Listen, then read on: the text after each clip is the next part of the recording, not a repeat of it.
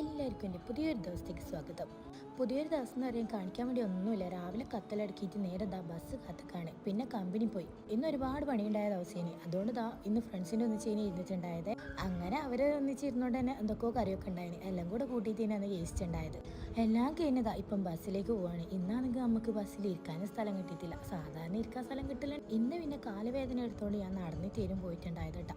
വൈകുന്നേരം വന്ന സമയത്ത് ഞാൻ വീണ്ടും ചോറും അതേപോലെ തന്നെ ചായയാണ് കേൾക്കുന്നത്. ചോറൊന്നും ഞാൻ അങ്ങനെ കേൾക്കാത്തതാണ്, പക്ഷെ എനിക്ക് നല്ല വിശക്കുന്നുണ്ട്. ഇതിപ്പോൾ പിറ്റേ ദിവസം രാവിലെ നമുക്ക് നെയ്പ്പത്തിലും മീൻകറിയും ചായ ഉണ്ടായിരുന്നു. അപ്പോൾ അതൊക്കെ കഴിച്ചിതാ ഞാനിപ്പം ബസ്സിന് വേണ്ടി വെയിറ്റ് ചെയ്താണ്. കുറച്ച് സമയം അവിടെ നിന്നിട്ടുണ്ടായിന്. അത് കഴിഞ്ഞതിൻ്റെ പേരും ബസ് വന്നിട്ടുണ്ടായത്. ഇന്നും എന്തൊക്കെയോ തിരക്കപ്പെട്ടു പോയിട്ടുണ്ടായിന്. അതുകൊണ്ട് ഇന്നെന്താ ഇവരൊപ്പം തന്നെ ഇരുന്നിട്ടുണ്ടായത്.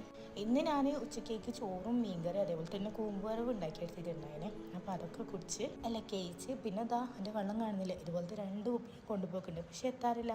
അപ്പം ഇത്ര ഉള്ളൂ. പിന്നെ